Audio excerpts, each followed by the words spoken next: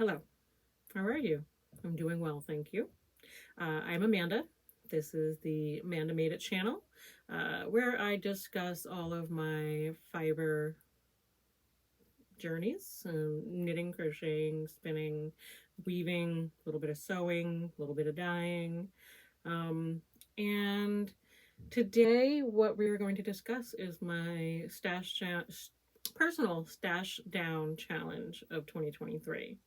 Um, I'm going to start off straight out the gate by saying I'm not giving you any hard numbers. I don't have them. Um, I needed to have this process be as non stressful as possible. Working with yarn and fiber is a joy for me, and setting too many parameters and goals almost is it can be counterproductive for me, and that's how I am and not how everybody else is. And that's why I just want you to understand that there's not going to be a hard and fast number of how many yards I used or how many yards I gave away, how many pounds, how many ounces. Like, that's just not going to be what happens here. So if you're disappointed, I do apologize. I also want to say straight out the gate that I did donate a fair amount of yarn and I did gift a fair amount of yarn. Part of I'll go into that a little bit later, but I do want you to understand that I know I did not work every single inch of yarn that I had into projects this past year. That didn't happen. But I will get more into some of that when I discuss the things that I learned. I will say that the only full skeins of yarn that I have left of my commercial spun yarn that I started off 2023 with is this, which is a Blue Heron rayon metallic blend. It's 8 ounces and like 550 yards, I think. I have tried to use this in several things, and I am probably going to destash it because it's not working for me. I don't. It's a lovely yarn. The colors are beautiful. It just doesn't fit in line with the type of making that I find myself wanting to do these days. The only other things I have are these 2 cones of Frangipani. I think it's a 5-ply fingering, and I was making a Gansey for my husband that we had designed together, and then I stopped. So I will again get more into that when we talk about what I learned. So I think probably I've got about 1,500 yards of 2,000 yards of yarn left. I don't remember what I started with. Several pounds.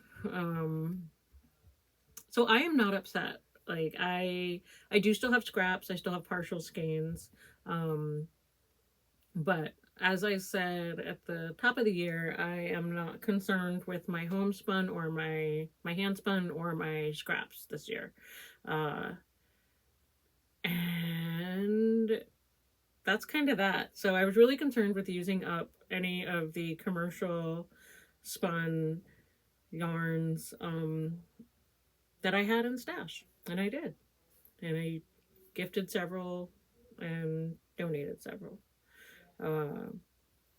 So what was my goal? My goal was to eliminate the commercially spun yarns that I had, because I had a collection of yarns spanning almost 20 years, a lot that had been gifted to me or hand-me-downs, and I was feeling overwhelmed by the amount of stash that I had.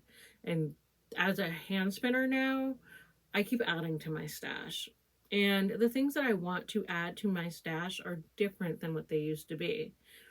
And that's, you're going to find that your tastes change, your values change, and the things that you want to work with and make will change as you learn more about yourself as a maker. And that's all that happened to me, is I learned more about myself and the things that I wanted to um, include in my making. Um, Let me also state that these are things for my own personal making. This is not a judgment on people who choose to utilize things that I don't want to utilize. Like, it's just, I'm allowed to talk about what I want to use and not use and why. But I'm not down on anybody else for utilizing those things. I think everything has a place and a use for those who want to use them. So at the top of this year, I did start to really kind of figure out that I couldn't focus on my handspun because I had too much of the commercial, some of it synthetic, some of it, hand dyed, just things that I just wanted to use, that I had either bought a lot of at a different place in life where I was maybe breastfeeding and in the throes of postpartum depression, and perhaps chasing that dopamine hit by shopping online at like 3 o'clock in the morning and just ordering things to feel better. um, and I know that some of you are going to know what I'm talking about. That, you know, shopping can give you a dopamine hit. It can make you feel good. It can be a way to just zone out, to feel like you're treating yourself, and that is okay. For me, it hit a point where it was no longer a healthy thing that I was doing, um, and that has evolved over time. uh, so that's that.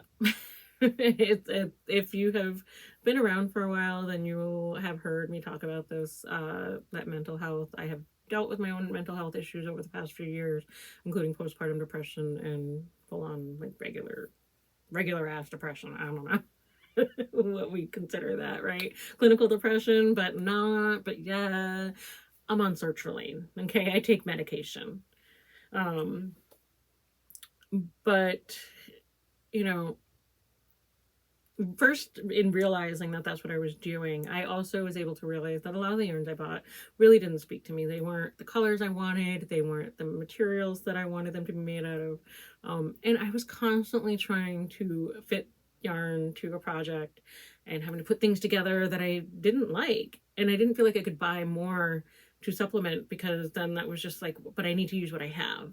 So my overall goal was to be able to decide I wanted to make something and then procure that yarn, however, through whatever means I wanted, whether I was purchasing it already spun, mill spun, whatever, or spinning it myself. And I think I've gotten myself to that point now. Of course, I'm doing what I was doing with my handspun, with my handspun now, where I am fitting my handspun to projects because I want to use that up before I start new projects. You know, it's my cycle apparently that I have to go through in this stage of growth. So that's kind of where I was at, where I am. The things that I've learned over this past year, for my own self personally, I prefer natural fibers, specifically wool. I prefer naturally dyed to acid dyed wool fibers. I still think that the acid dyed stuff is beautiful. I really do, and I don't knock anybody for getting it. There are times when I really wish that I could get out of my own head about trying to be as ecologically sustainable as possible. If I can't put a yarn in my compost bin and feel good about it, then I don't really want to work with it, or a fiber. Now, will I always be this way? I don't know. But right now, this is what I'm leaning into. Um, and this goes like for everything. This year has been a big shift in my thought process about the clothing that I wear, um, the the companies I want to support, the things like that. Like, you know, I want to support hand dyers, and I will support them in ways such as, subscribing to their newsletter, following them on Instagram, maybe joining their Patreon, um, throwing them a coffee tip, whatever. Um, but I probably won't buy their fiber, which is a shame. I really wish I could buy their fiber. Sometimes I really wish I could, but right now, I just don't want to. Um, I am leaning into the earthy colors and the natural colors of things, even the undyed, like natural colors of wool. And so that's what I want to work with. Um, I've got still some handspun that was, acid dyed and, Easter egg coloring kit dyed and stuff. And I'll probably still do some of that with my kids, just to keep their interest a little bit. But that is kind of one of the things I've learned.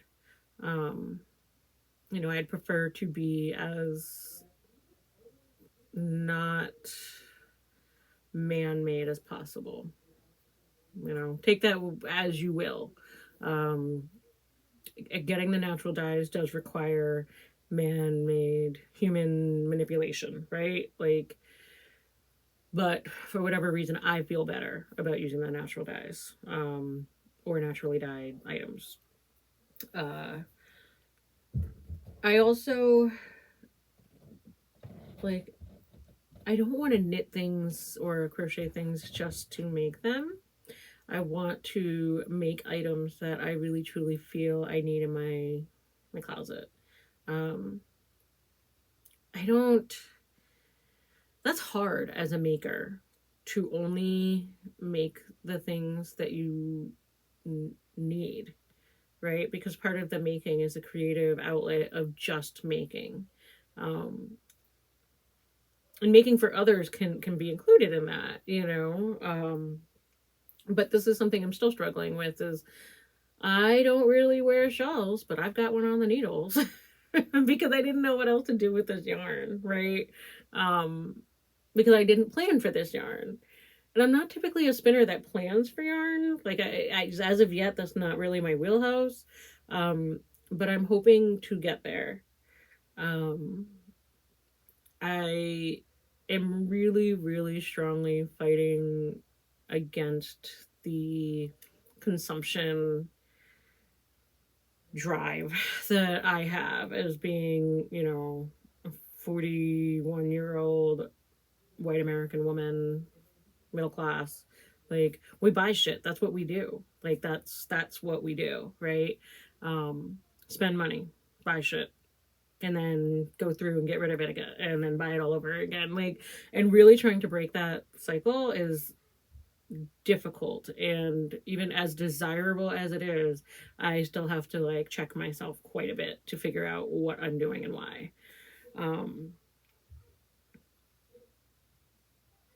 So stashing down, I really had to think about, especially with the yarns that I gifted or donated, why did I have this yarn? What was my original purpose and intention in having this yarn?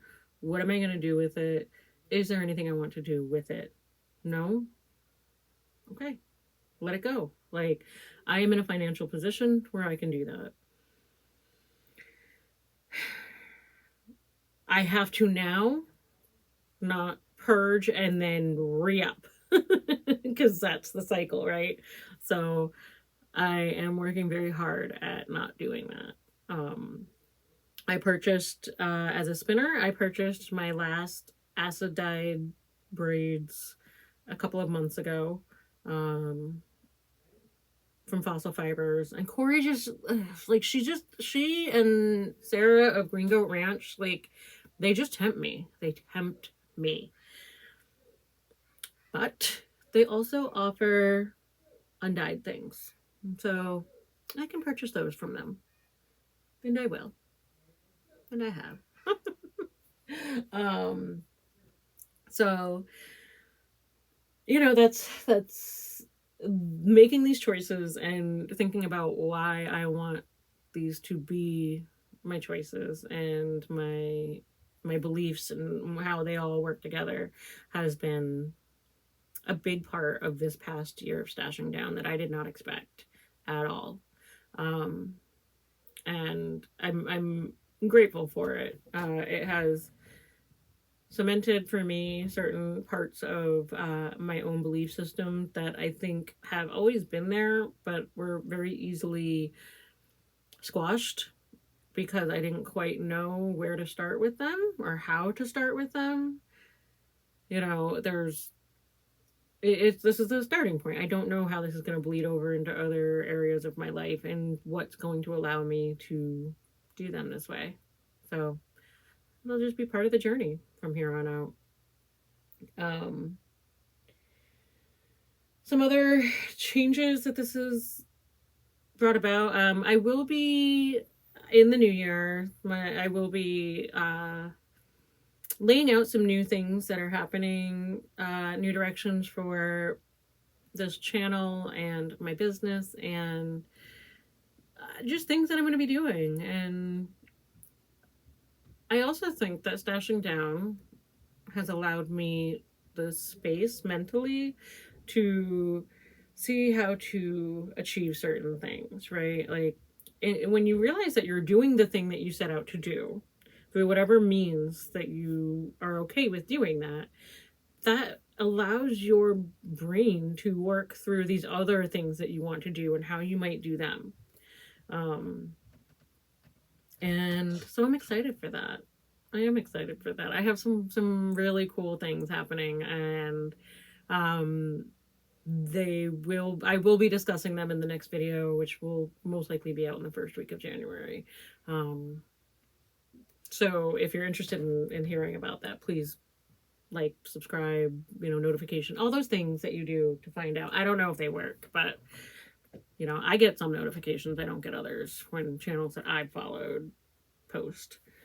So yeah, I mean, I'm looking at my yarn thing, and it is 98% hand spun, and then the other 2% is some mill spun, naturally dyed local yarns that I purchased at the New England Fiber Festival. One from Tidal Yarns, and the other one I don't remember. But this isn't a podcast, so I'm not gonna be showing my projects and my yarn stuff right now. This is just the kind of year-end wrap-up to the stash down. So yeah, we'll get into that another time. Yeah, I don't know that I have much more to say other than if you are looking to stash down, I think it's really important to figure out why you want to stash down, what is important for you about it, what your goals are, and to really, really consider, like, this isn't, I know we make jokes and that people talk about it, and if you want to stash down, not everybody wants to stash down and not everybody has to stash down. I don't give a shit what you do with your yarn. But if you are looking to stash down, there are ways to approach it in behavior change. It's like behavior change therapy, right? Like you have to look at the why and the how you do things and then address it at the root. And if your stash is overwhelming you because you have anxiety and you doom scroll for days and you just buy things randomly to make yourself feel better, like there's something you need to do to look at that and to unpack and whatever all the euphemisms are,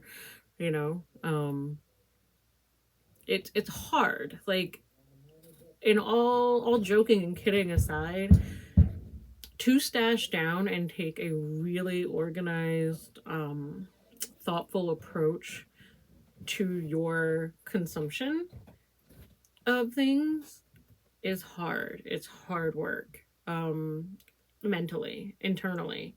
And sometimes we have to face things that we don't want to. Like, I will say, like my late 30s into my 40s, I have had to do a lot of freaking hard work internally. Okay, getting sober, having depression, freaking worldwide global stuff. Like, I mean, you got to do a lot of hard work sometimes. And this was just another aspect of it. But I'm coming through on the other side feeling really good about it.